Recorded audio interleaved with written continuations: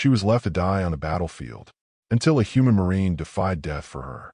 The rain fell in sheets, hammering the shattered earth into mud. Smoke coiled in the distance where the artillery had struck moments earlier, black against the cold gray of a dying sky.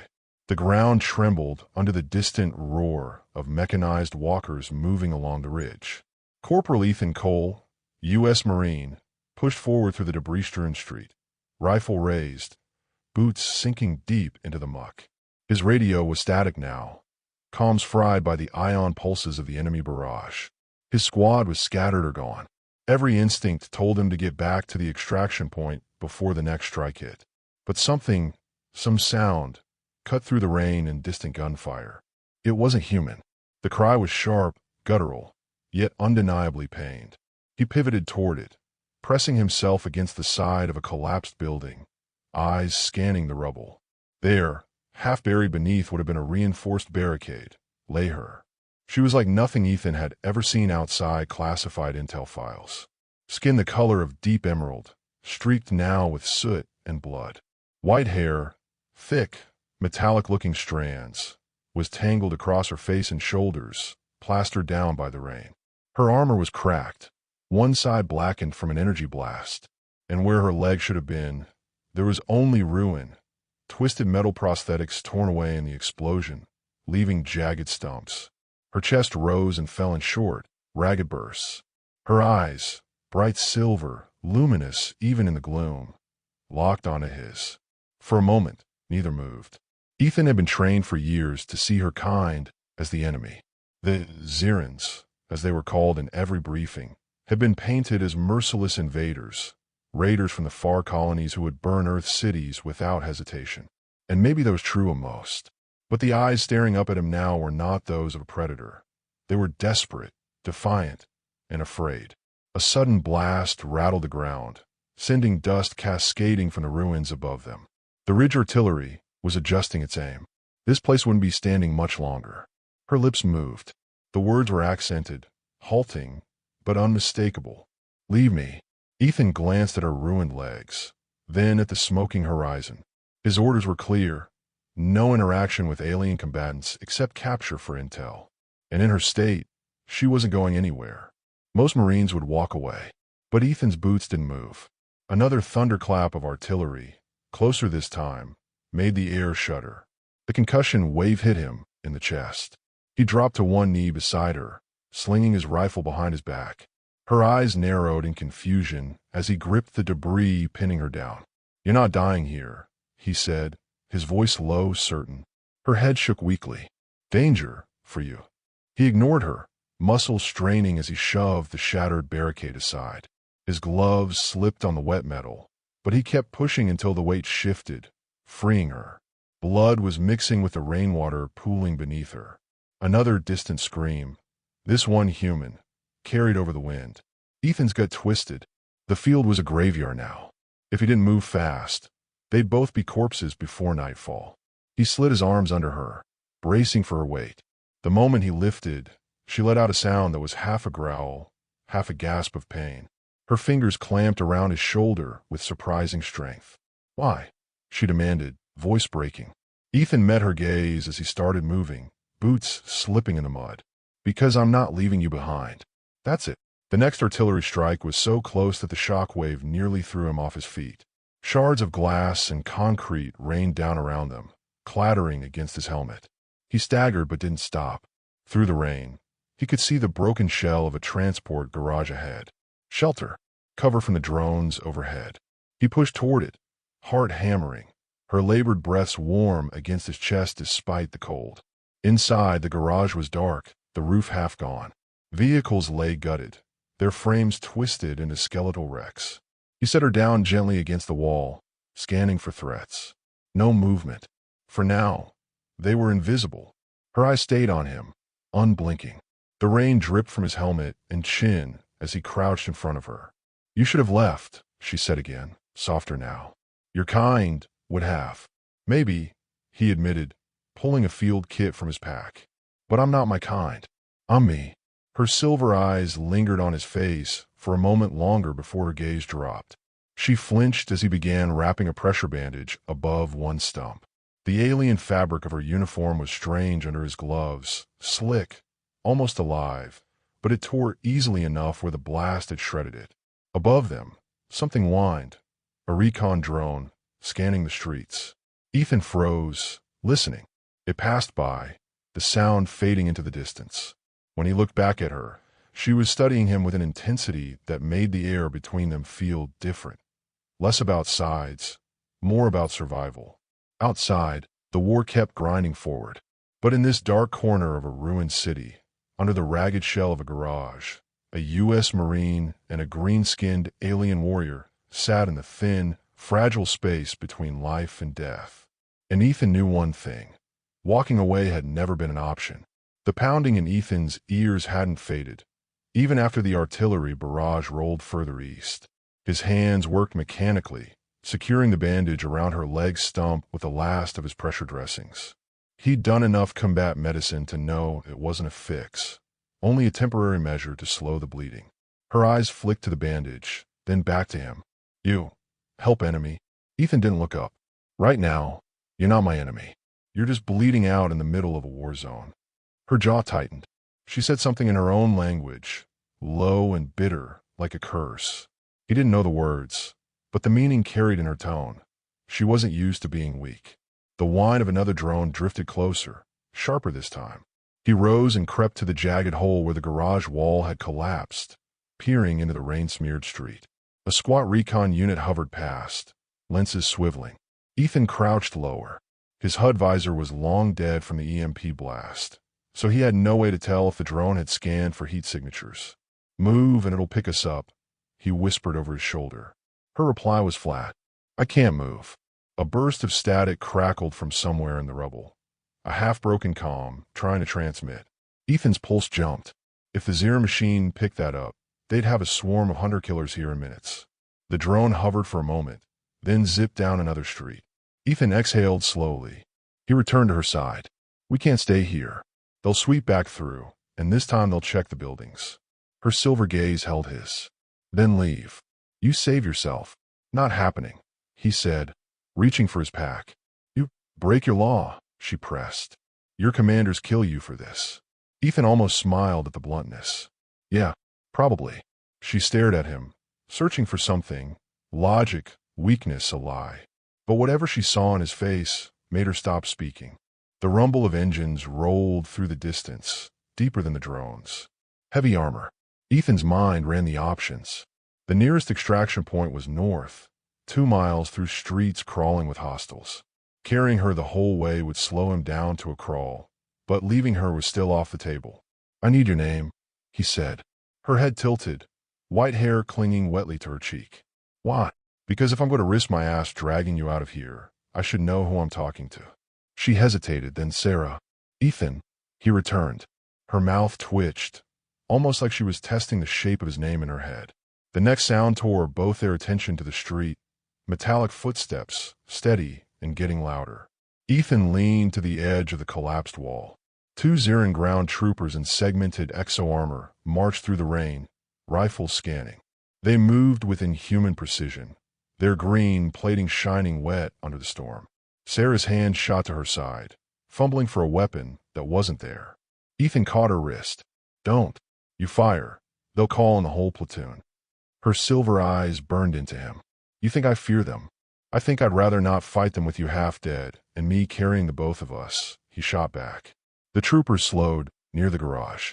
One raised a sensor module, sweeping it across the rubble. Ethan's breath locked in his chest. He reached for the knife, sheathed at his thigh. If they breached, it would be close quarters and messy. The sensor beeped twice. The trooper turned toward the collapsed wall. Sarah tensed, shoulders rigid.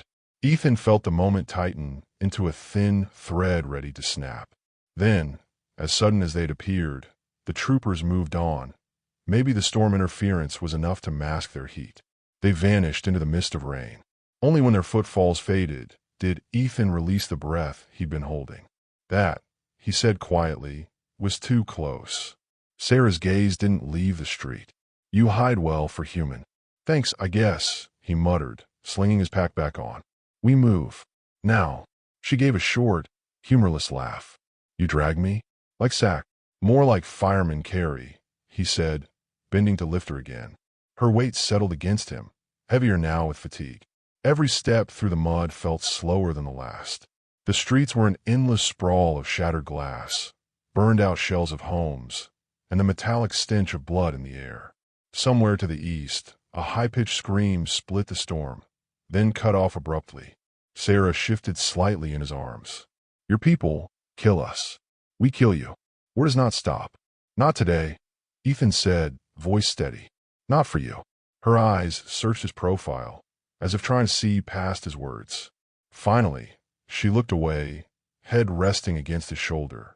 They reached an intersection littered with twisted metal. A toppled advertising sign lay across the road, its surface sparking faintly. Ethan crouched behind it, scanning the open space beyond. Too much exposure. But the side streets were worse. Narrow kill zones with no cover. Options, he murmured. You ask, enemy. Sarah replied, arching an eyebrow. Today, you're my co-pilot, he said. She tilted her head toward the left street. Short path. But, she hesitated. Smell. Ethan frowned, sniffing the air. Beneath the rain and smoke was something else. Chemical. Acrid. Sharp enough to sting the nose. He recognized it instantly. Acid traps, he muttered. Zirin Engineering. She nodded once. Left street kills. Right is slow. But you live. Right it is, he said, moving again. The detour doubled their distance to the extraction zone. By the time they ducked into the shell of a collapsed office building, Ethan's legs burned. He set her down in the shadow of a half-fallen pillar. The silence here was heavier, the storm muffled by layers of broken concrete. Sarah looked at him for a long moment before speaking. You fight for your people. Yeah. They're worth dying. He met her gaze. That's not the question I ask. The question is whether the person next to me is worth dying for. Her silver eyes softened, just for a second, before the sound of mechanized footsteps echoed again, closer this time. Ethan's hand went to his rifle. We've got company. The mechanized footsteps were heavier now, each thud vibrating through the fractured concrete under Ethan's boots. They weren't drones this time. These were assault units, the kind designed to clear out the last survivors of a battlefield. Ethan leaned against the half-fallen pillar, rifle tight against his shoulder. His eyes flicked to Sarah. She'd braced herself against the wall, her silver gaze locked toward the sound.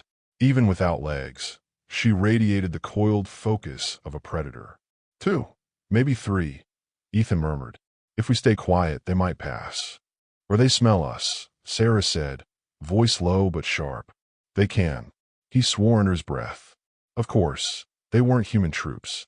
Zirin trackers could sense chemical markers, even through rain and debris. The sound grew louder, sharper, metal on stone, then the hiss of hydraulics. Ethan's mind worked fast. They couldn't run. Hiding was useless. That left only one option. Fight. But with Sarah wounded, the odds were ugly. Her eyes were on him now, reading the decision forming in his head. You give me weapon, she said. You can't. I can. She cut in, voice edged with steel. Better with my hands than you think. He hesitated, then pulled his combat knife from his thigh sheath and tossed it to her. She caught it one-handed, spinning the blade into a reverse grip like she'd done it 1,000 times. The first assault unit stepped into view, 7 feet tall, plated in segmented black armor with green Zirin markings. Its helmet lenses glowed amber in the dim light. 2 more followed, fanning out into the broken space of the office ruins. Ethan leveled his rifle and fired. The first shot cracked against the lead unit's chest plate, forcing it back but not down. It answered with a burst from its plasma carbine, the heat searing past Ethan's shoulder and melting a groove into the wall behind him. Sarah moved like water, fast despite her injuries. She dragged herself behind a fallen desk, waited for one unit to pass close, and lashed out. Her knife slid under a joint in its armor, striking deep. The alien trooper spasmed, weapon clattering to the floor. She wrenched the blade free as the body collapsed. Ethan dropped the second unit with a short burst to its neck joint, sparks flaring as it crashed to the ground. But the third was already moving fast. It barreled into him, slamming him back against the pillar so hard his helmet rattled. The rifle was torn from his grip. He grappled with it, Teeth gritted as the creature's strength bore down on him. The carbine muzzle inched toward his chest. Then a blur of green and white slammed into the unit's side. Sarah, using every ounce of strength she had left, drove her knife up under its shin plate. The assault unit convulsed, then went limp. They both collapsed with it, gasping. "You're insane," Ethan said, breathless. Her silver eyes gleamed with something dangerously close to a smile. "You're welcome." They didn't have time to celebrate. The noise of the fight would draw more.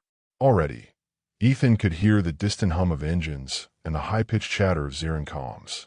"We move now," he said, grabbing his rifle and slinging it. "You carry me again," Sarah said. It wasn't a question. He lifted her, muscles screaming from the fight. They slipped out through a jagged opening in the back wall, into an alley choked with debris. Rain sheeted down, masking their retreat. The alley opened into a narrow street lined with collapsed buildings. A fire burned somewhere ahead, painting the rain in flickering orange. The acrid smoke stung Ethan's throat.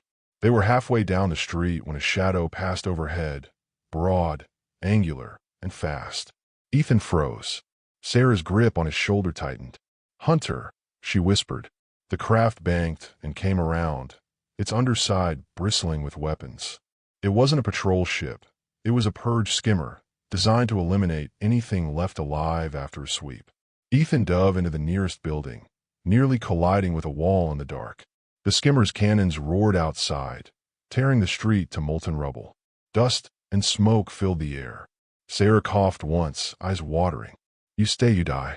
He set her down in the corner, crouching low. "Not if I can help it." The skimmer hovered outside, searchlights slicing through the wreckage. One beam passed over the doorway. Ethan's pulse thundered in his ears. Sarah's voice was barely audible.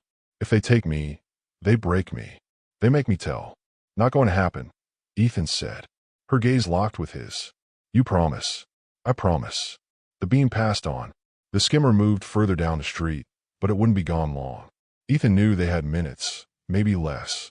He lifted her again, every muscle in his body protesting. They pushed deeper through the ruined building, stepping over collapsed beams and shattered glass. A door at the far end led into another alley, narrower and darker than the last. They emerged into a maze of backstreets, perfect for losing pursuit if they moved fast enough. But the maze had its dangers too. A low, wet sound reached Ethan's ears. Sarah stiffened instantly. "Scavengers," she said. Shapes shifted in the shadows ahead. Thin, long-limbed things with too many joints, their eyes glowing faintly in the dark. Not Zarin military. These were battlefield carrion eaters, drawn by the smell of blood. One hissed, the sound slicing through the rain. Ethan adjusted his grip on Sarah, raising his rifle one-handed. The scavengers moved with unnatural speed, darting in and out of sight.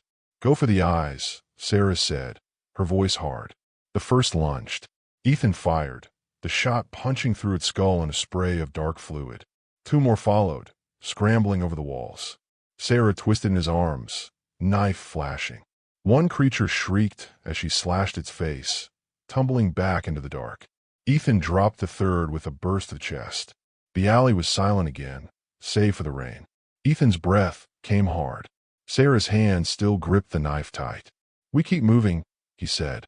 "Yes," she replied. "Before Skyhunter comes back." They slipped into the labyrinth, vanishing into the storm. The rain had softened to a cold drizzle, but the city was quieter in a way that set Ethan's teeth on edge. It wasn't peace. It was the pause before something worse. They'd been moving for nearly an hour through the ruins, zigzagging across alleys and broken plazas, avoiding open streets where the skimmer might catch them. Ethan's shoulders ached from carrying Sarah, but every time he thought about stopping, he pictured the assault units finding them. They ducked into the remains of a bank. Half the front wall was gone, the vault door hanging open like a gaping wound. Inside, the shadows were thick, the air damp and metallic. Ethan lowered Sarah onto the marble floor, her back against a cracked pillar. "We rest here," he said. 5 minutes. Her silver eyes studied him, taking in the exhaustion in his posture.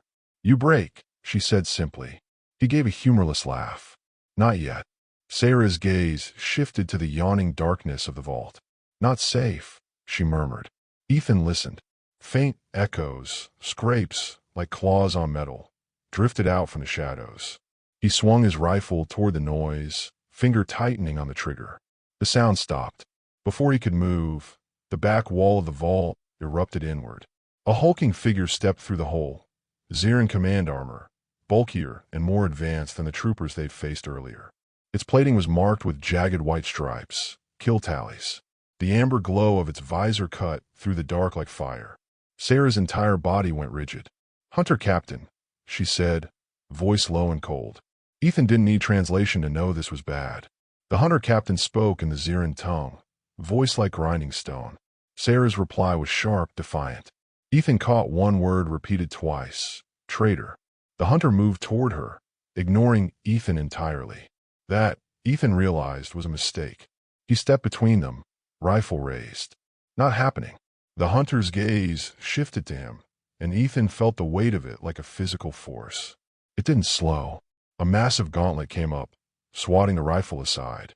The blow rattled through Ethan's arms, sending the weapon clattering across the floor. The hunter reached for Sarah. She slashed upward with her knife, but the blade skittered off thick armor. The alien captain seized her by the throat, lifting her like she weighed nothing. Ethan's training screamed at him to disengage. He was outmatched. But training wasn't running the show anymore. He lunged, grabbing the fallen rifle. A burst at point-blank range hammered into the hunter's shoulder joint. Sparks erupted, and the giant staggered. Sarah dropped to the floor, gasping. The hunter turned, rage radiating from every movement. It charged, and Ethan barely rolled aside before the gauntlet slammed into the floor, cracking marble. Sarah's voice cut through the chaos. Neck joint weak. Ethan sprang up, firing for the seam where helmet met armor. The first shots glanced off, but one found purchase. The hunter roared, staggering again.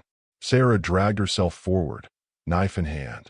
As the hunter swung at Ethan, she drove the blade deep into the gap at the back of its knee. It dropped to one side.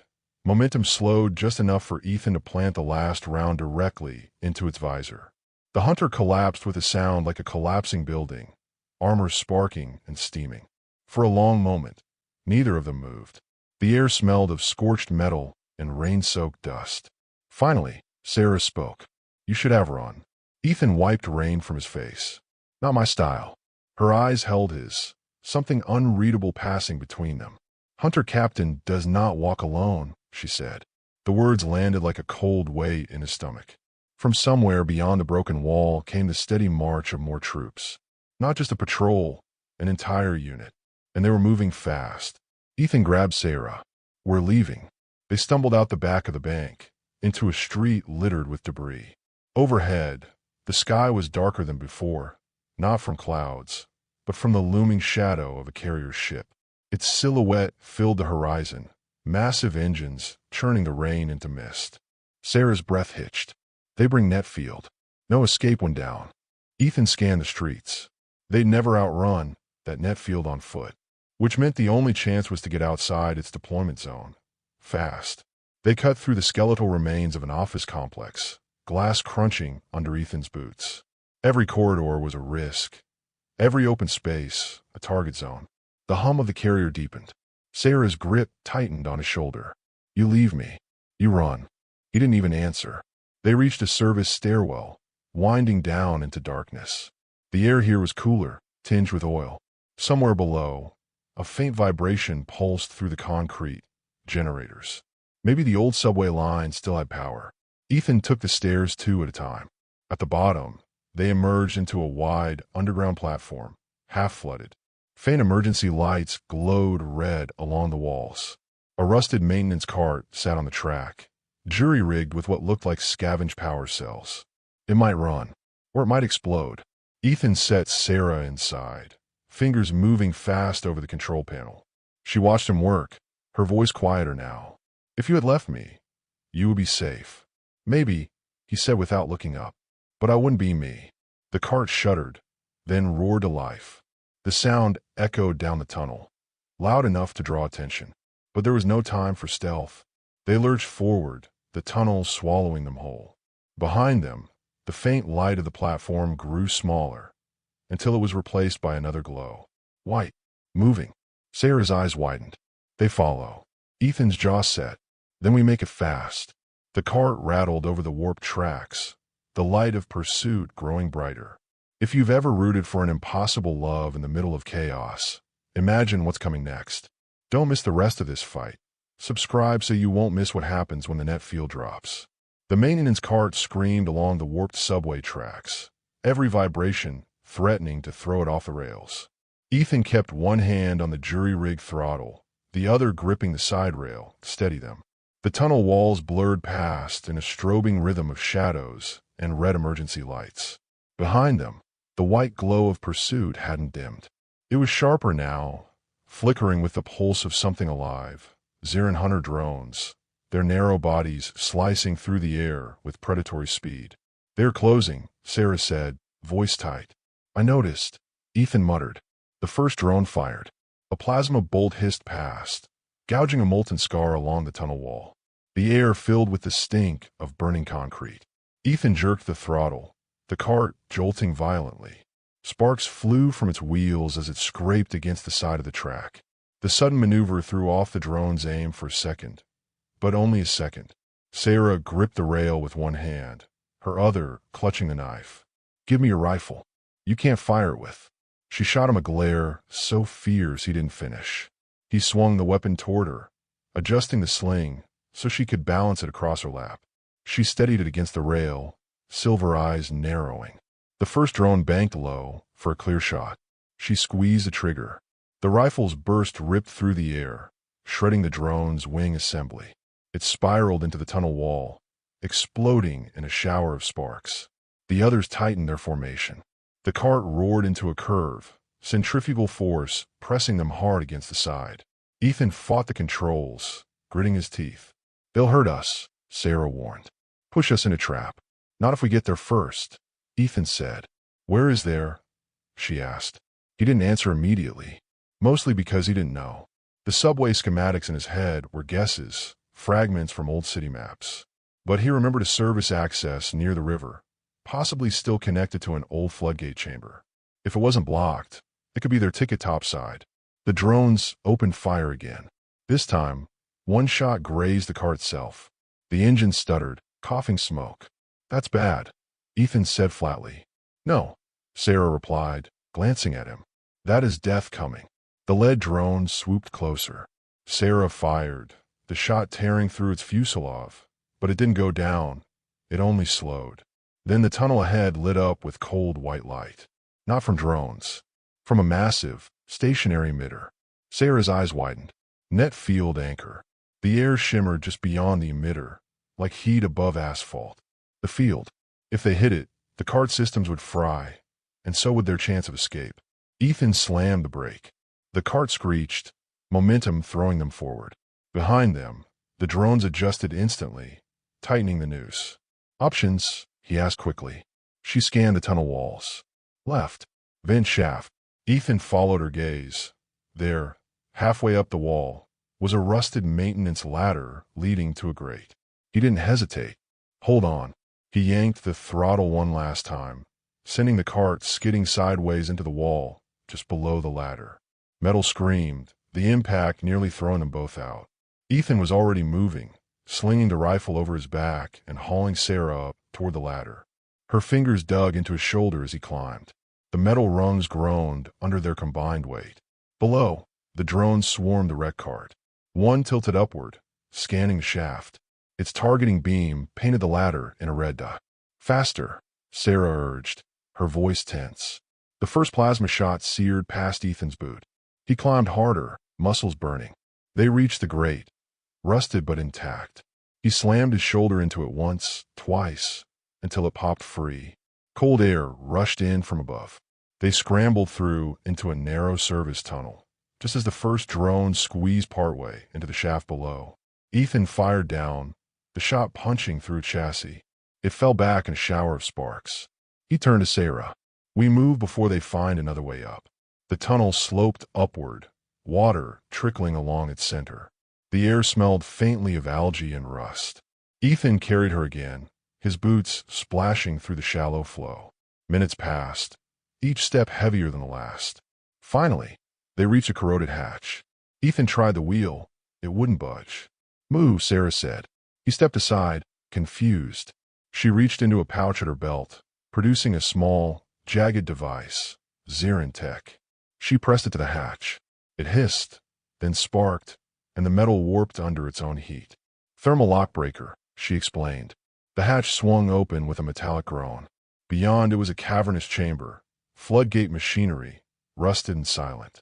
And at the far end, a service door marked with peeling paint, river access. Ethan's pulse kicked up. "That's our way out." But the moment they stepped inside, a voice rang out from the shadows. "Drop the weapon." Ethan froze. From behind one of the massive floodgate wheels stepped a figure in battered marine armor, rifle raised. The helmet visor lifted, revealing a dirt-streaked face. "Sergeant Diaz?" Ethan said, stunned.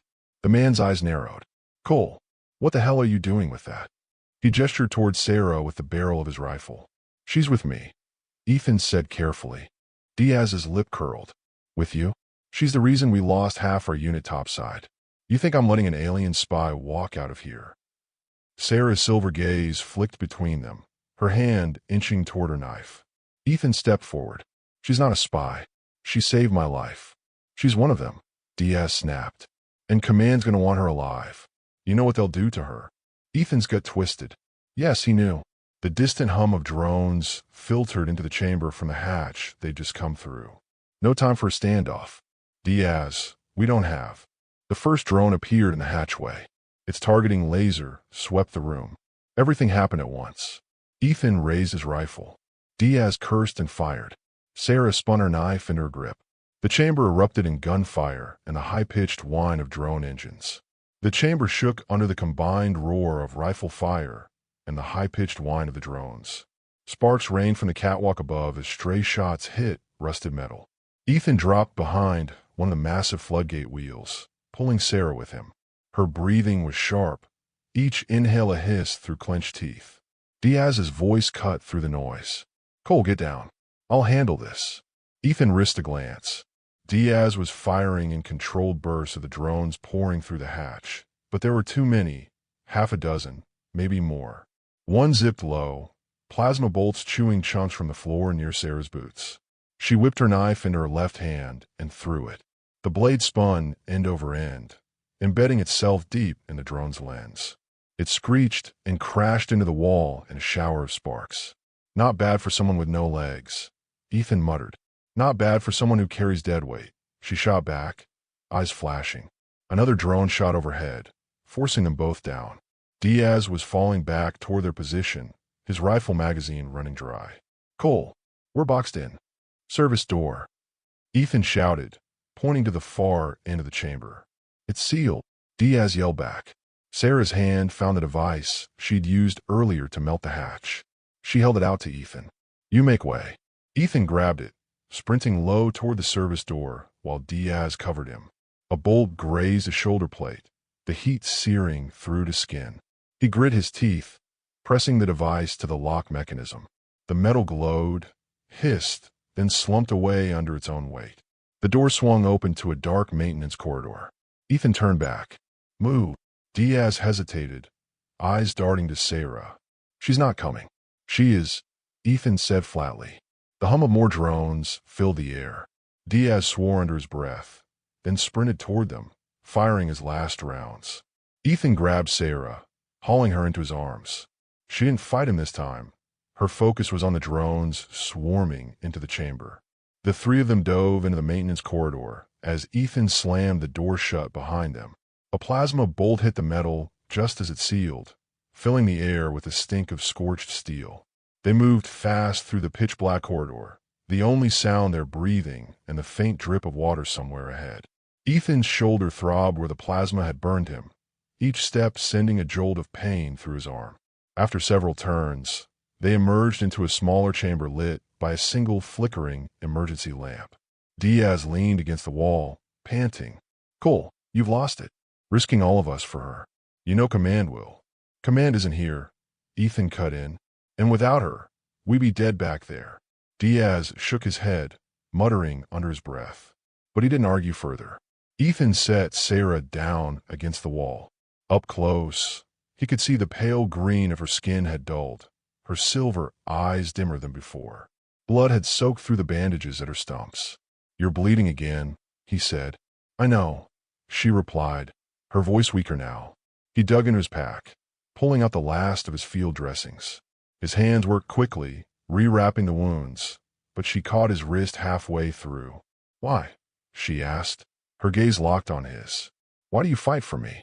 He didn't answer right away. The truth was complicated. At first, it had been instinct, something in him refusing to walk away from a living being left to die. But now it was something else. "Because you're not just an enemy," he said finally.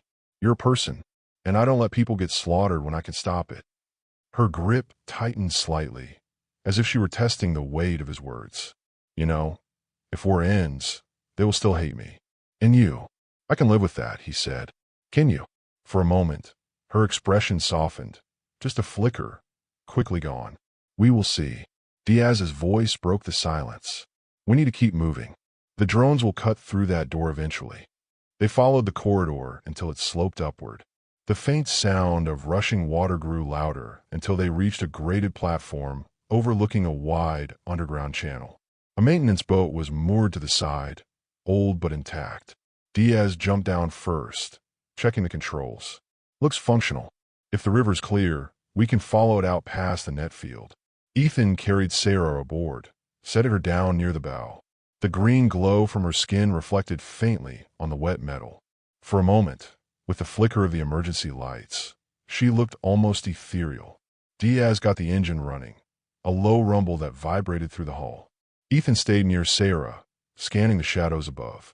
The boat drifted into the current, the walls of the channel sliding past. The hum of the carrier's engines was still faintly audible overhead, but growing weaker. Sarah leaned toward Ethan, her voice low. "If I slow you, you must leave me." He met her gaze, steady. "That's not happening. Not now. Not ever." Her lips parted as if to argue, but she didn't. Instead, she sat back, eyes fixed ahead on the dark water. They had a chance now, just a slim one, but in Ethan's gut, he knew the real danger wasn't over. The war was still raging above, and both sides would see what he was doing as betrayal. For the first time since he'd found her, he let the thought form fully in his mind. If it came down to choosing between Sarah and the chain of command, he already knew which side he'd take. The maintenance boat glided through the underground channel like a shadow. The only light came from the pale gleam of Sarah's skin and the dull red glow from the control panel in front of Diaz. Ethan kept his rifle across his lap, scanning the black water ahead. The hum of the engine was low but steady, and the current carried them faster than he liked. Too fast meant less control, and less control meant an ambush could finish them in seconds. Sarah sat near the bow, her silver hair stirring in the draft. She hadn't said a word since the corridor, but he could see the way her fingers tightened on the edge of the seat. Pain was eating at her, and she was too proud to say it.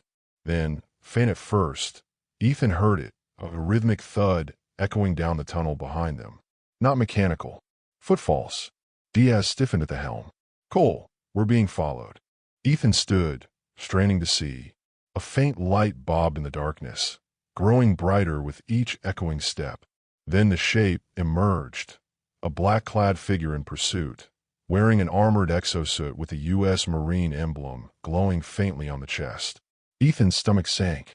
Command had sent a retrieval unit. The figure raised an arm. A crack of light, and the boat's stern erupted in a shower of sparks as a plasma round tore through the engine casing. The boat jerked sideways, spinning toward the tunnel wall. "Hold on," Diaz yelled, wrenching the wheel. Ethan braced himself, but the impact slammed him hard into the railing. Pain flared in his ribs. Sarah was thrown forward. He caught her, pulling her against him just as the exosuited Marine leapt from the ledge above and landed on the bow. The figure's voice came through a built-in speaker, cold and precise. "Sergeant Ethan Cole, stand down. Release the asset." "She's not an asset," Ethan growled. "You are under direct orders from command. Failure to comply will be considered treason." Diaz raised his rifle, but the Marine moved fast, faster than human.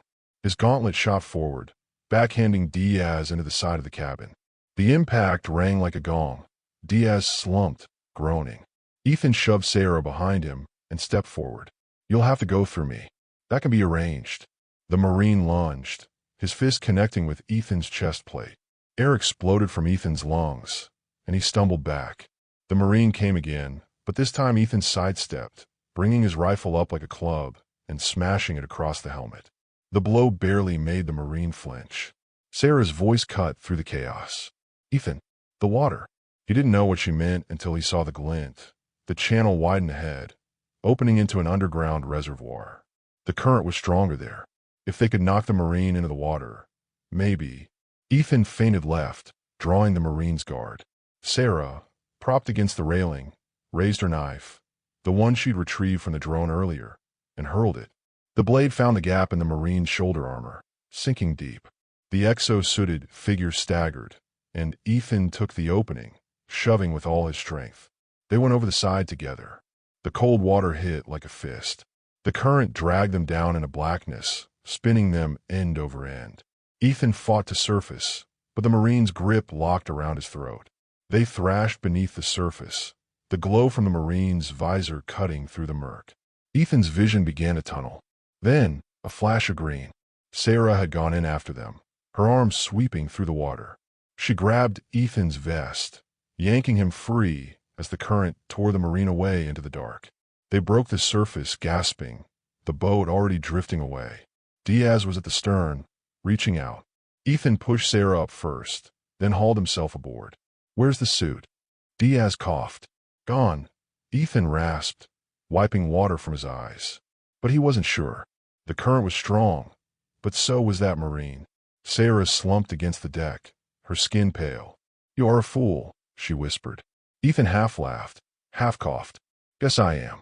The boat limped forward on what little power remained.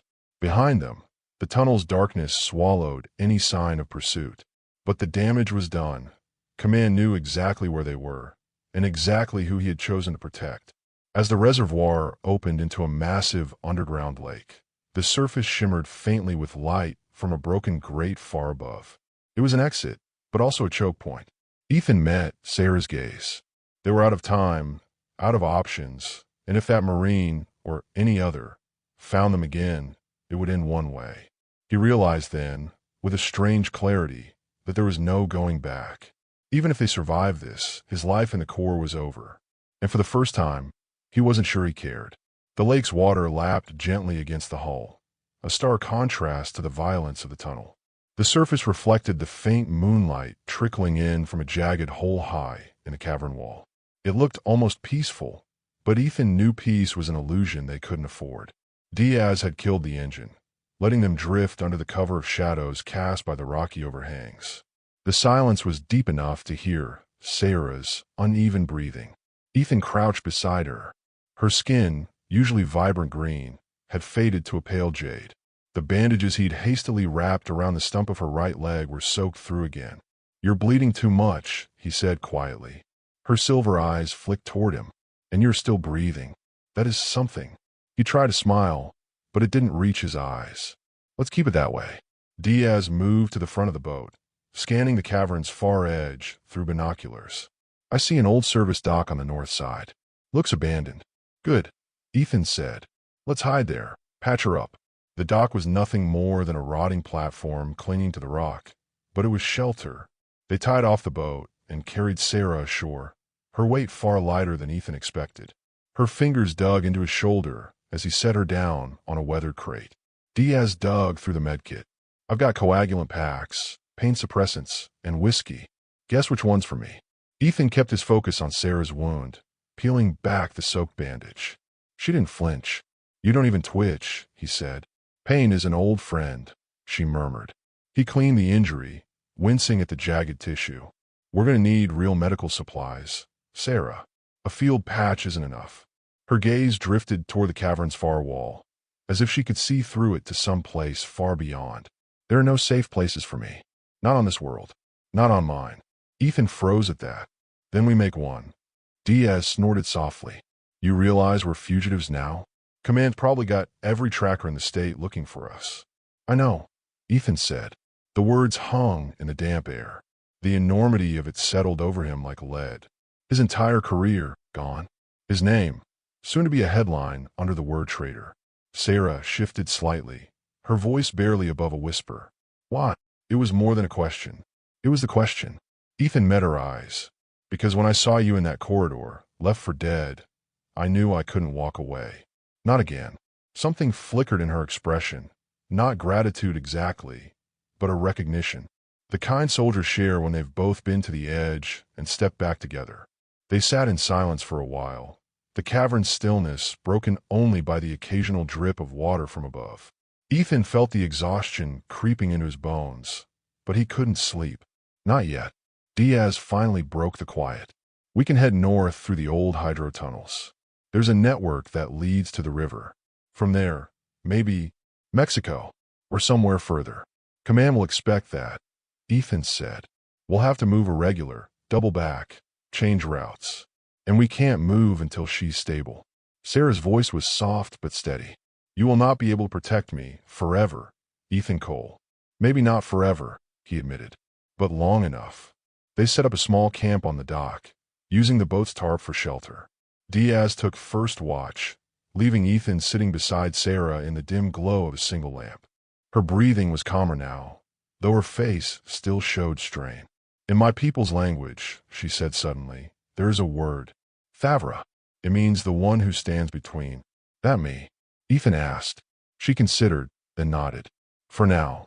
He didn't know why, but the words landed heavy. Not like a title, but a responsibility. Somewhere far across the water, a sound echoed. Metal striking stone. Ethan froze. Diaz heard it too, raising his rifle toward the dark. No movement followed, just the cold hush of the cavern. Still, Ethan kept his hand close to his weapon. The Marine they'd fought might be gone, or he might be out there, watching, waiting. Sarah's hand brushed his wrist. Light, almost accidental. Rest, she said. The night is long. He shook his head. Not tonight, because somewhere deep in his gut, he knew this was just a pause before the storm. Morning crept into the cavern slowly, a pale gold that bled down the jagged walls and shimmered across the water. The cold was sharper now, sinking into bone and thought alike. Ethan had dozed only in broken moments, rifle across his lap, ears tuned to every splash or scrape from the dark. Diaz handed him a dinted tin cup of instant coffee. 2 things, Cole. 1, we can't stay here another day. 2, we don't have enough ammo if the enemy finds us. Ethan took a slow sip, eyes drifting to Sarah. She was awake, sitting against the crate with the tarp wrapped tight around her shoulders. The color had returned slightly to her skin, though she still looked like she'd been carved out of exhaustion and stubbornness in equal measure. We move today, Ethan said finally. We'll head through the hydro tunnels Diaz mentioned. But first, we need to talk. Diaz frowned. About what? About the fact that if we keep running without a plan, we're just stretching out how long it takes to die. Sarah's silver eyes met his, calm despite the weight in his voice. You have a plan? I think so. Ethan set his cup down. We can't hide forever, but we can make them think we're not worth chasing. That means we need to disappear completely. New identities, new terrain. Somewhere the war doesn't touch. Diaz scoffed. That place doesn't exist, man. Maybe not on Earth, Ethan said quietly. The words hit the air like a spark in dry brush. Sarah tilted her head, studying him. You mean my world? Ethan nodded. If we can get to one of your people's extraction points, could they take us? Her answer came slow, deliberate. If I asked, they might. But Ethan, she glanced at Diaz then back. Humans are not welcome there. They will see you as dangerous. That's fair, he said. But staying here, we're dead anyway. Diaz ran a hand over his face. So we're talking about defecting to the alien side. You know what they'll call us back home? Alive, Ethan replied. The silence that followed was thick, but not empty. They were all weighing the same scales, survival versus loyalty, a second life versus certain death. Sarah shifted, wincing slightly. There's a place, she said. 2 days from here, deep in the mountains. A beacon site. My people come there for retrieval missions. If we can reach it, and if the signal is still good. Ethan leaned forward. What's the catch? Her lips curved in something that wasn't quite a smile. It is guarded, not by humans, by machines. Ones that do not care which side you fight for. Diaz muttered, figures. Still, Ethan felt the first thread of something he hadn't let himself feel since the corridor where he'd found her. Hope. Dangerous, reckless hope, but hope nonetheless. They spent the morning scavenging from the dock and boat, packing what little they could carry. Diaz rigged a makeshift crutch from metal piping for Sarah, padding it with torn canvas so it wouldn't bite into her side. As they worked, Ethan caught her watching him. Not just a glance, something quieter, more searching. What? He asked finally. She looked away.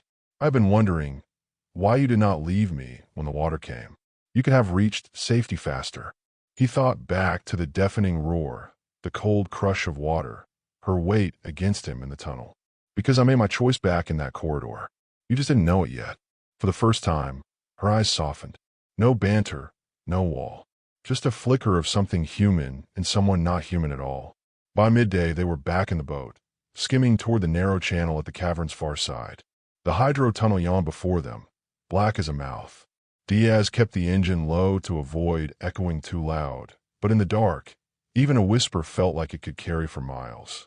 An hour in, they hit a section where collapsed debris forced them to go by foot. Water sloshed around their calves as they waded between crumbling concrete walls.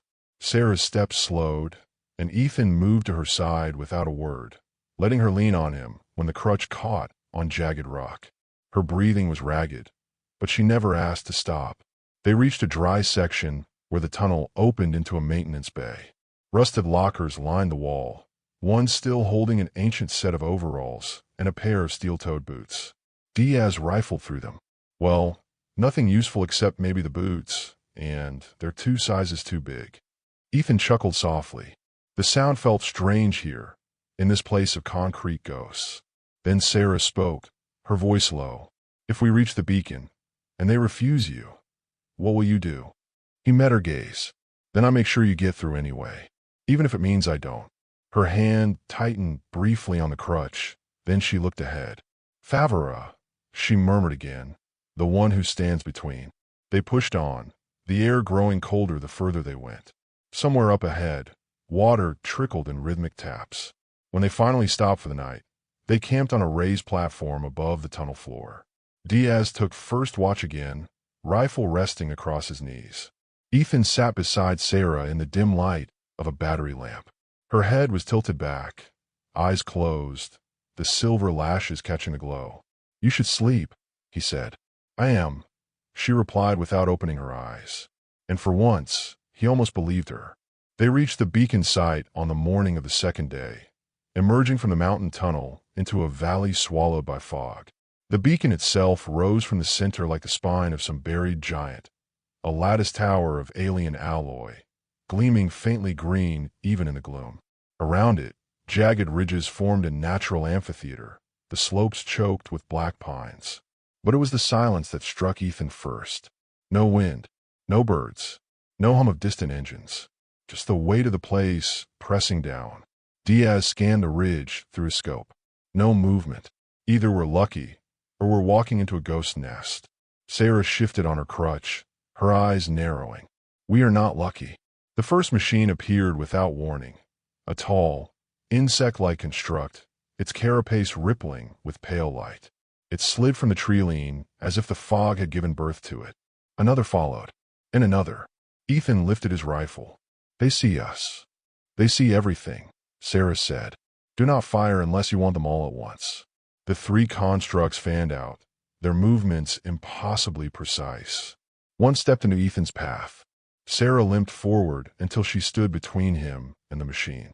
Her voice, when she spoke, was a thread of steel. I'm Sarah Calthera. By right of service, I request safe passage for these humans. The machine tilted its head. A low resonance rolled through the valley.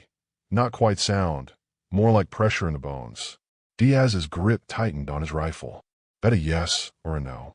The lead construct stepped back. The others mirrored the motion, clearing a narrow path toward the base of the beacon. They will allow us to enter, Sarah said, her voice quieter now.